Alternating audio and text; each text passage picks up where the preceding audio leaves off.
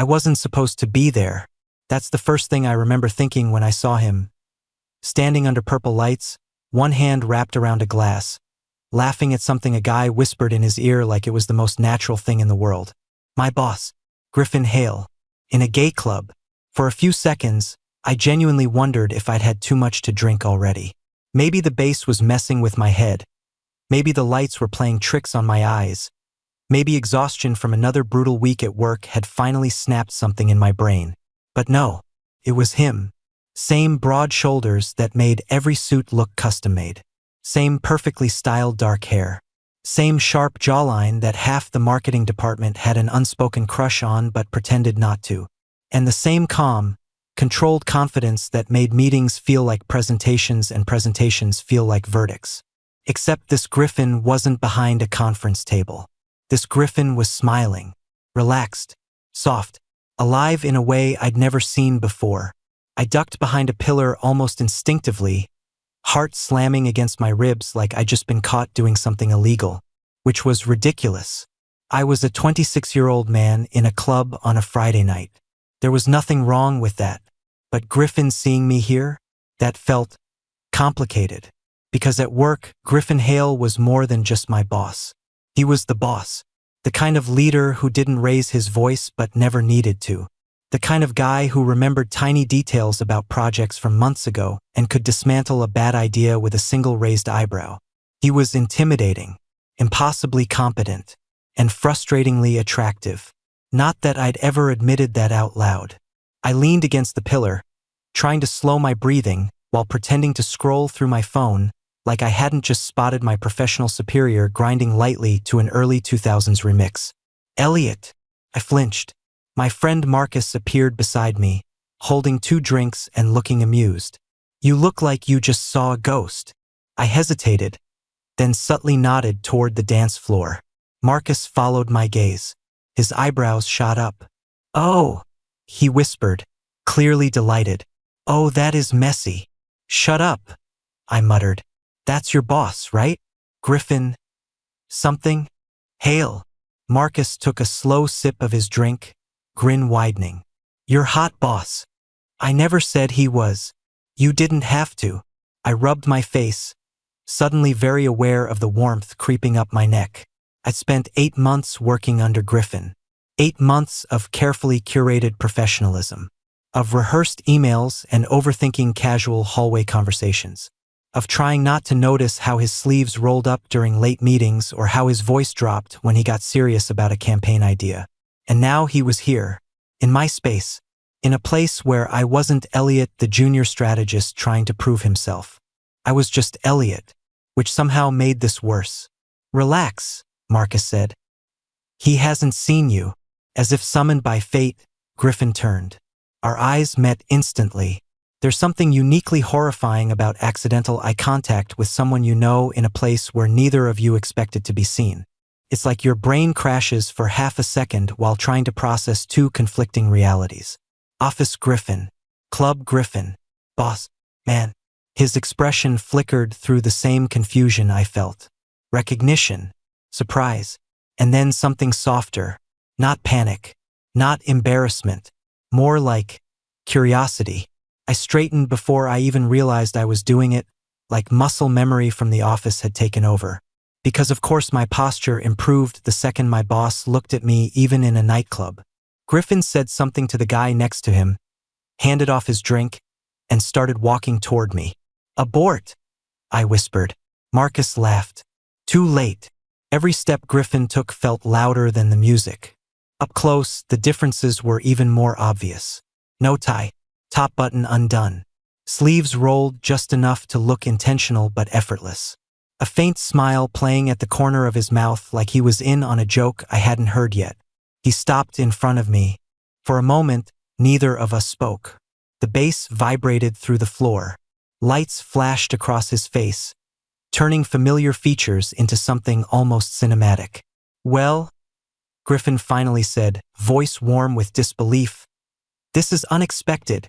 I let out a nervous laugh. I could say the same.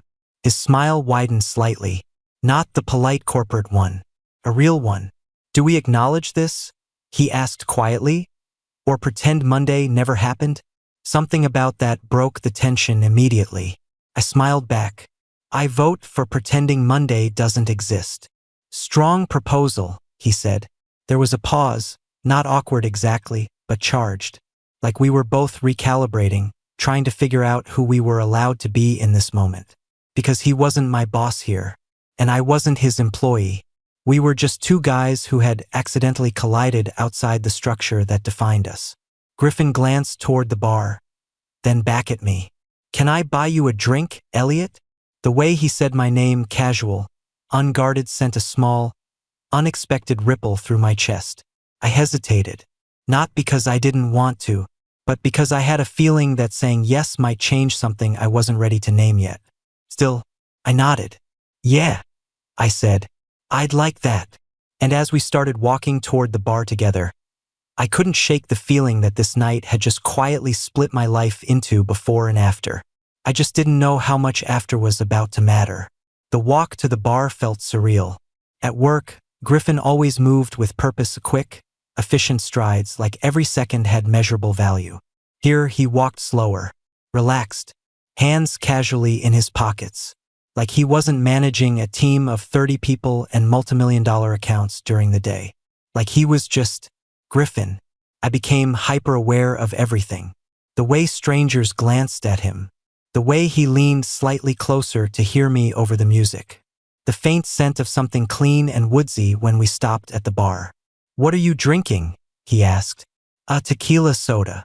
He raised an eyebrow. Bold. It's simple. Efficient, he corrected, a teasing note in his voice. I laughed. Is that my performance review? Relax, he said, handing the bartender his card. You're off the clock. That did something to me. Off the clock. Felt like permission. We stepped aside once we had our drinks, finding a quieter corner near a dimly lit hallway that led toward the restrooms. The music was still loud, but at least we didn't have to shout. For a second, we just looked at each other. I'd seen Griffin in high-pressure negotiations. I'd seen him dismantle client objections without breaking a sweat. I'd seen him handle internal conflict like a chess player 5 moves ahead. But this was different. There was something guarded in his eyes now. Not cold, careful. So, he said finally, swirling his drink slightly, how long have you been coming here? Couple of years. He nodded slowly. I thought so. I blinked. You thought so? You're very comfortable, he said. You weren't scanning the room when you walked in. You knew exactly where to go. I stared at him. You noticed that? I notice a lot of things, Elliot. Right? Of course he did. That was part of what made him so good at his job. And apparently so good at reading me. And you? I asked. How long have you been coming here? He hesitated. That was new. Griffin Hale did not hesitate. A while, he said carefully. Not consistently, but long enough. There was a weight to that answer. Long enough. I took a sip of my drink, trying to steady my nerves. Does anyone at work know? His jaw tightened almost imperceptibly. No. The bass dropped again on the dance floor, vibrating through the walls. Somewhere nearby, someone laughed loudly. The world kept moving, but the air between us felt still. I don't exactly advertise my personal life at the office, he continued. I prefer to keep things compartmentalized. Compartmentalized. That sounded exhausting. Is it because you're the boss? I asked quietly. His eyes flicked up to mine. Yes. No sugarcoating. No deflection. Just honesty. There's a certain expectation, he added. Perception matters, especially in leadership. I understood that more than I wanted to. Corporate spaces liked diversity in theory. In practice, it was always more complicated. So this is your off-the-record life, I said lightly. A small smile returned. Something like that. There was another pause. You're not surprised, he said suddenly. About me. I held his gaze. I guess I'm not, I admitted. I mean, I didn't know, but I'm not shocked. His expression shifted. How come? I shrugged, trying to sound casual. You don't talk about dating. Ever. No stories. No, my girlfriend and I went to Napa. Nothing. He smirked slightly. You've been analyzing me. You're my boss.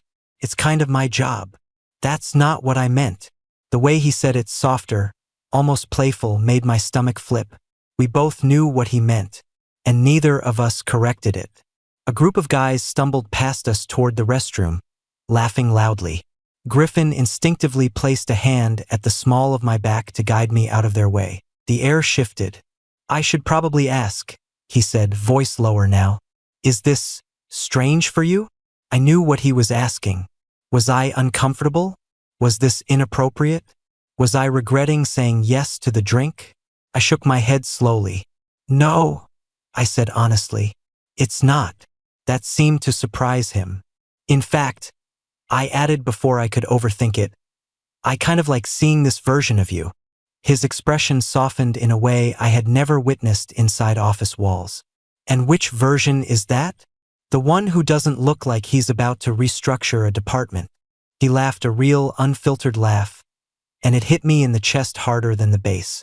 You're different too, he said. How? Less guarded. That caught me off guard. I'm not guarded at work. He gave me a look. I exhaled. Okay, maybe a little. You're very careful, he continued. You choose your words precisely. You anticipate reactions. That's survival, I said lightly. It's impressive, he corrected. There was something in his tone that felt heavier than a compliment, more personal. For a moment, the club faded into background noise. It felt like we were standing in a quiet pocket carved out just for us. Two men who knew each other in one context suddenly seeing the outlines of something else. Something undefined. Dangerous, maybe, or maybe just honest. Griffin glanced toward the dance floor, then back at me. Do you want to dance? He asked. The question shouldn't have felt loaded. I swallowed and nodded. Yeah, I said. I do. His eyes darkened, not in a dramatic way, just in focus, intent. And when he reached for my hand to lead me toward the lights, I didn't hesitate. I let him, and somewhere in the back of my mind, I knew Monday was already going to feel very different. The dance floor was chaos in the best way. Bodies moving without rhythm or shame. Lights slicing through fog. Music loud enough to rattle your ribs and blur your thoughts. Griffin didn't hesitate once we stepped into it. At work, he always occupied space with authority measured, composed. Here, he let the music take over. Not wild, not reckless, just unrestrained. And that might have been hotter. I tried not to stare, but it was impossible not to notice the way his shoulders loosened, the way he smiled without calculating who might be watching. You're thinking, he said. I always am. About. I hesitated, because the honest answer was, this is a terrible idea. And also, I don't want it to stop. Instead, I said, Monday. He exhaled a quiet laugh. Of course you are. You're not. I am, he admitted. But not in the way you think. That caught my attention. How are you thinking about it? He tilted his head slightly, eyes never leaving mine. I'm thinking about whether I regret walking over to you. My heart skipped. I don't, he said. The honesty in his voice made my pulse spike. Neither of us looked away. This is complicated, I said quietly. Yes. Dangerous, maybe? A small nod. Probably. Then why does it feel so easy? That question lingered between us. Griffin's expression softened. Not playful anymore. Not teasing. Honest. Because this, he said quietly, isn't the complicated part. I frowned slightly.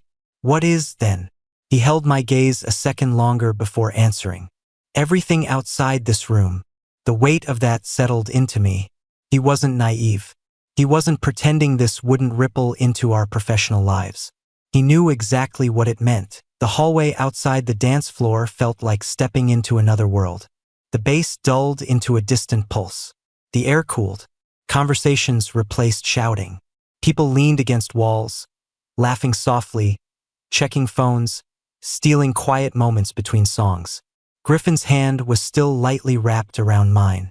Not gripping, just there. Grounding. He led us toward a small lounge area near the back low couches, dim amber lighting, a window overlooking the street where taxis crawled past like glowing beetles. We sat at opposite ends of the couch. A faint smile tugged at his mouth. I'm not calm. You look calm. That's years of practice. That felt painfully believable. For a moment, neither of us spoke. The silence wasn't awkward. It felt like both of us were carefully choosing which version of honesty to bring into this conversation. Griffin broke first. Can I ask you something without it sounding like an interrogation? That depends, I said. Is HR involved? He huffed a quiet laugh. No. Then go ahead. His gaze settled on me, focused, but softer than the analytical look I'd seen across conference tables. Did you ever think about me that way before tonight? There it was. The question I'd been avoiding internally for months. I could lie, deflect, make a joke, but the entire night had been built on unexpected honesty. So I didn't. Yes, I said. The word hung between us. Griffin didn't look shocked, just attentive. Not in a dramatic way, I added quickly. I wasn't fantasizing during meetings or anything, but yeah, I noticed you. His jaw flexed slightly, not discomfort, more like processing. When did you know? He asked. I didn't, I said. I just assumed you were private. Maybe straight, maybe not. It wasn't my business. That must have been frustrating. I shrugged. It was manageable. He studied me for a moment longer, then nodded slowly. My turn, he said. I felt my pulse pick up. I noticed you too. That landed harder than I expected. Since when? I asked quietly. Early, he admitted. You challenge ideas without being combative. You observe before speaking, and you don't perform for attention.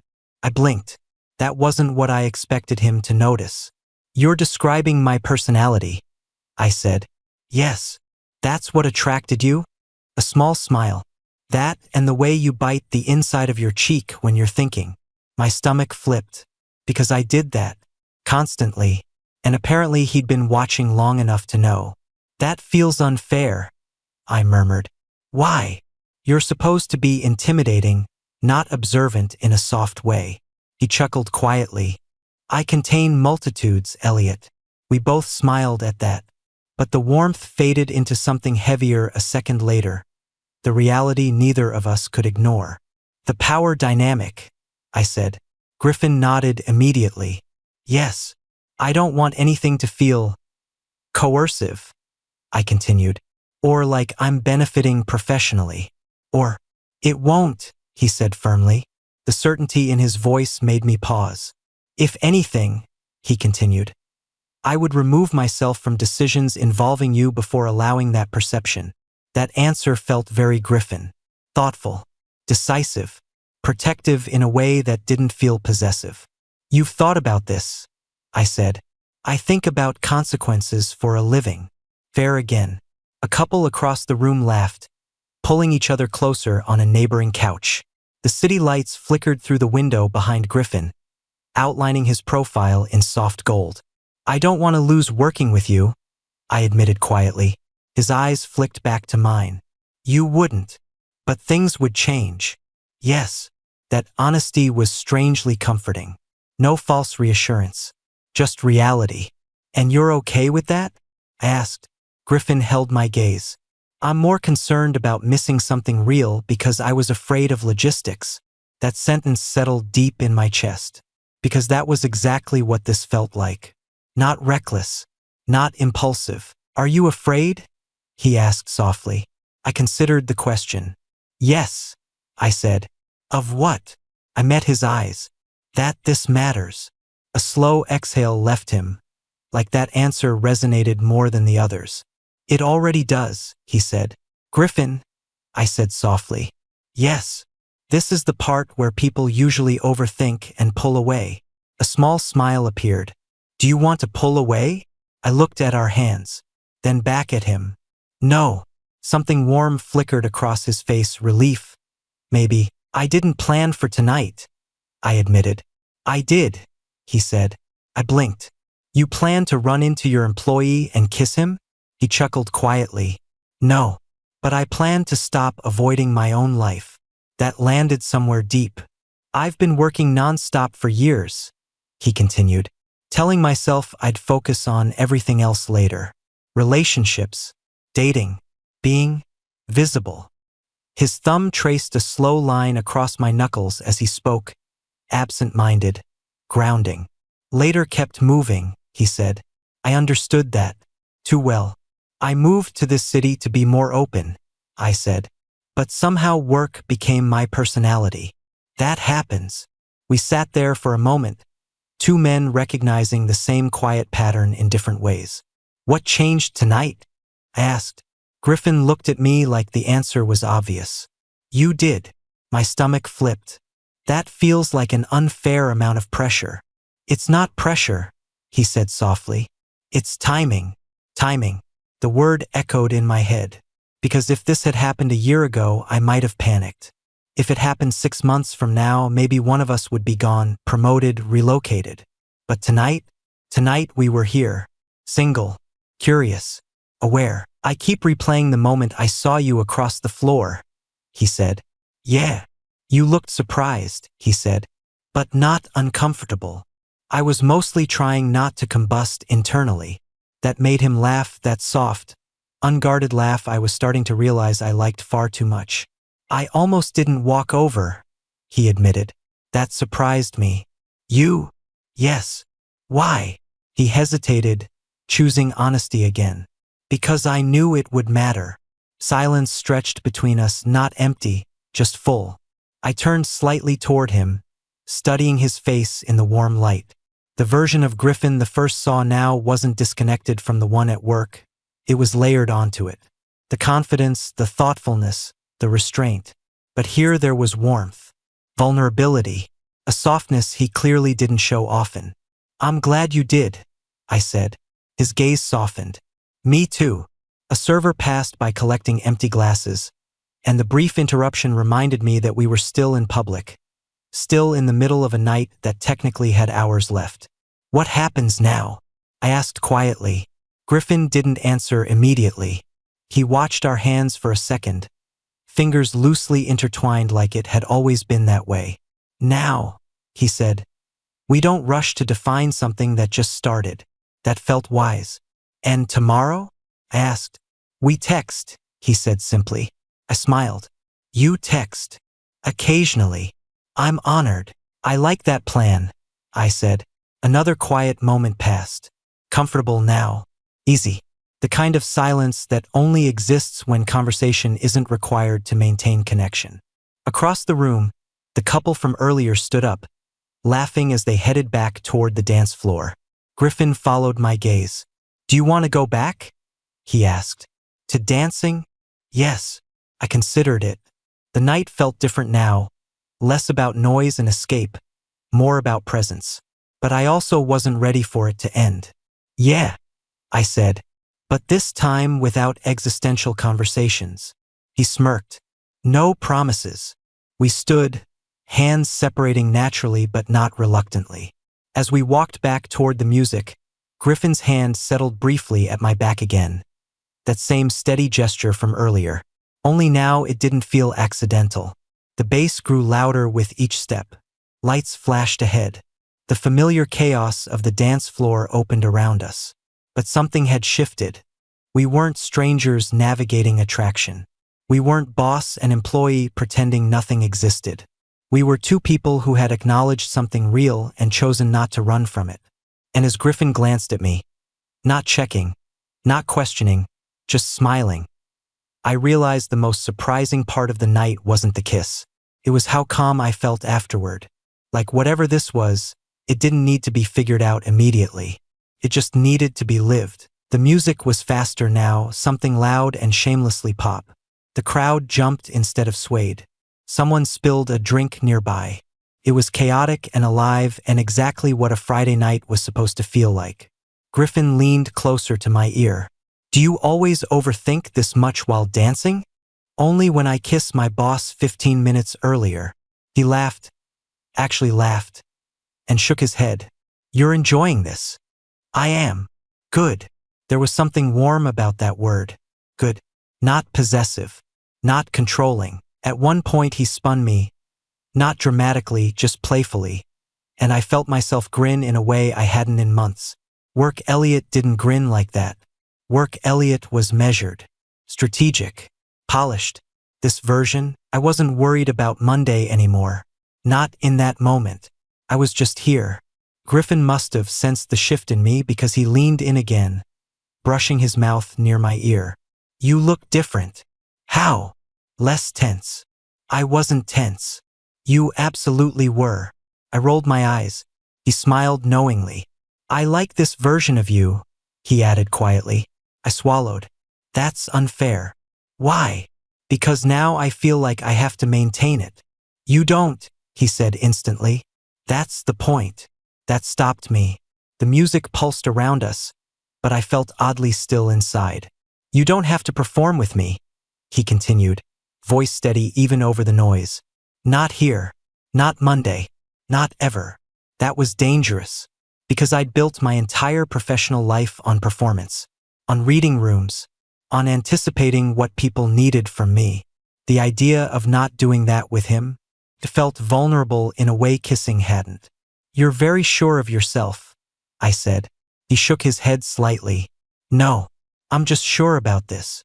The way he said it didn't feel dramatic, felt grounded, and that made it harder to dismiss.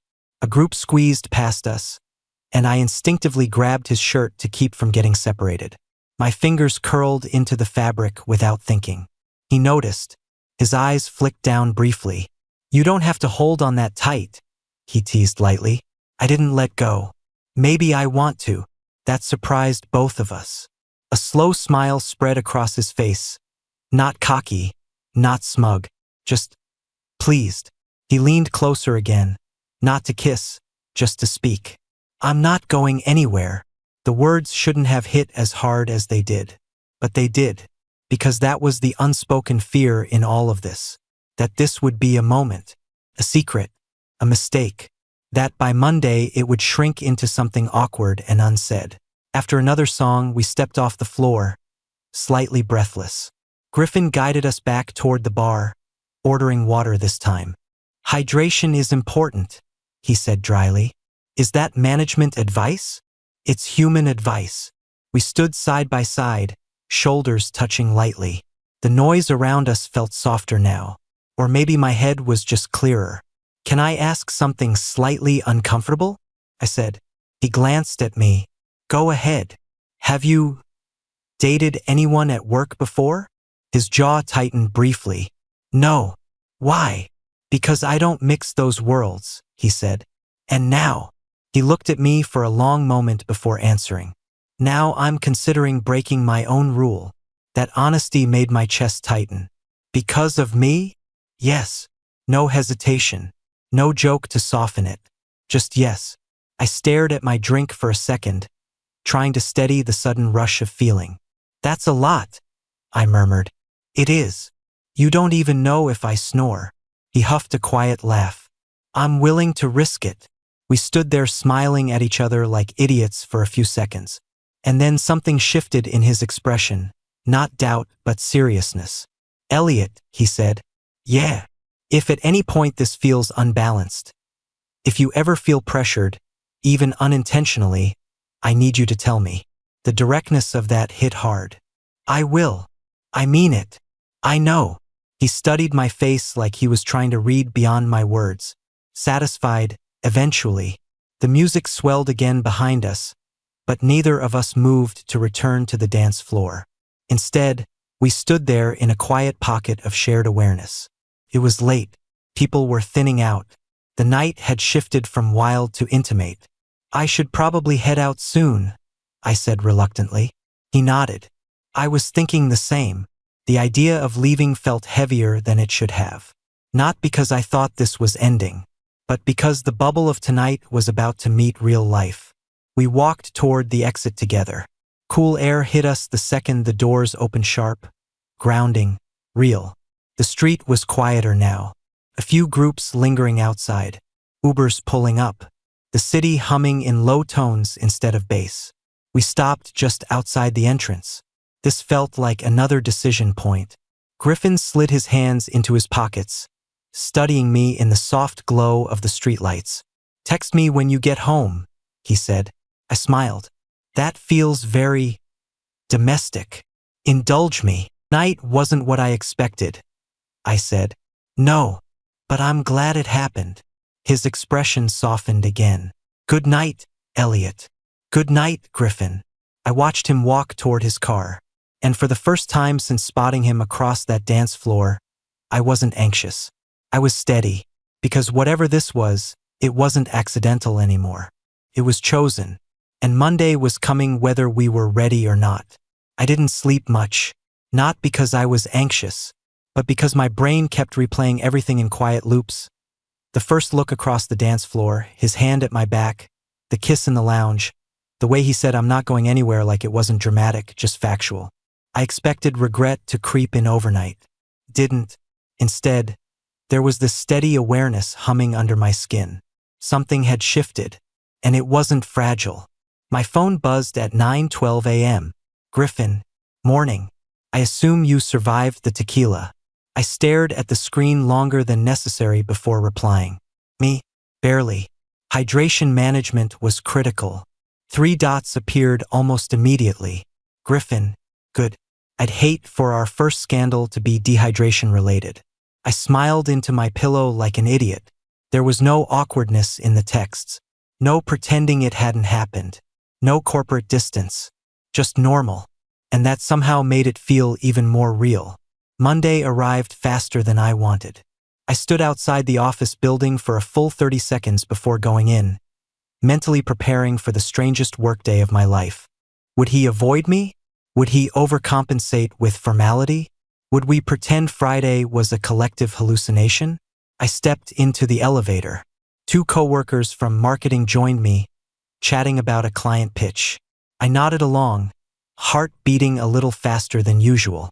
When the doors opened on our floor, I saw him immediately. Griffin was standing near the glass conference room, reviewing something on his tablet. Navy suit, crisp white shirt, composed posture. Office Griffin. If I hadn't kissed him 2 nights ago, I would have assumed nothing in his world had changed. He looked up. Our eyes met. There was no visible reaction. Just the faintest shift in his gaze, softer for half a second before returning to neutral. Professional. Measured. Intentional. He nodded once. "Morning, Elliot." Same tone he always used. Steady. Controlled. "Morning." And just like that, we were back inside the structure. But it didn't feel fake. Felt layered. The morning passed normally. Emails. Strategy discussions. A quick check-in about campaign metrics. If anyone was watching for cracks in professionalism, they would have found none. At 11:30, I received a calendar invite. Subject, performance review follow-up. From Griffin Hale. My stomach dropped for half a second. Then I saw the time. 12:15 p.m. Lunch hour. I almost laughed. The man had a sense of humor. When I stepped into his office at 12:15, the door was already closed. He looked up from his desk. The difference was immediate. Not in posture. In eyes. "Sit," he said lightly. I did. For a second, we just looked at each other. And then, his composure cracked first. A small smile tugged at his mouth. "You're very convincing," he said. "As what?" "As someone who didn't kiss me Friday." I exhaled a quiet laugh. "You're not exactly slipping up either." "I've had more practice." That was probably true. Silence settled for a moment, not awkward, just private. "How are you feeling?" he asked. "About us." The word didn't scare me the way I expected it to. "Steady," I said honestly. He nodded slowly. "Good. I meant what I said." I added, "If this ever feels unbalanced, I'll say something." "I know." He leaned back slightly in his chair, studying me. "I've already emailed HR." That made my heart jump. "You what?" "Not details," he clarified quickly. "Just that I'll be recusing myself from any future performance evaluations involving you. It'll be reassigned quietly." I stared at him. "You did that already?" "Yes." Why? His expression softened slightly. Because I don't want you ever wondering if your career is tied to me. That's really thoughtful, I said quietly. It's necessary. There was a beat of silence. And outside this office? I asked. His eyes warmed. Outside this office, he said carefully. I'd like to take you to dinner. Not a secret. Not come over. Dinner. Public. Intentional. You're aware people might see us, I said. Yes. And I'm done compartmentalizing my life. The certainty in his voice made something inside me settle completely. This wasn't impulsive. It wasn't a secret affair. It was a choice. I smiled. Okay. Okay? He echoed. Yes. Dinner. A slow smile spread across his face. The real one. Good. There was a soft knock at the door. Someone checking if he was free for the next meeting. The world pressing back in. He straightened slightly. Then I'll send you the details, he said, tone returning to professional smoothness. Looking forward to the follow-up, I replied evenly. As I stood to leave, he added quietly. Elliot. I paused. Yes. His voice dropped just slightly. I'm glad you didn't walk away Friday. I held his gaze. I'm glad you walked over. For a second, the air between us felt exactly like it had in the lounge, quiet, full, certain. Then I opened the door and stepped back into the hallway. Work resumed. Meetings, deadlines, conversations. But something was different now. Not risky, not reckless, just honest. That Friday night had started with shock, my boss under neon lights in a place neither of us expected to collide. Could have stayed a secret, and almost a what if. Instead, it became a decision. And the strangest part? I didn't feel like I'd blurred my worlds. I felt like I'd finally stopped splitting them. Sometimes the most unexpected moments aren't disruptions. They're alignments. And as my phone buzzed later that afternoon with a dinner reservation for Saturday, 8 p.m., no secrecy implied, I realized something simple. I hadn't just accidentally seen my boss at a gay club. I'd met the real version of him. And he'd chosen to meet the real version of me back.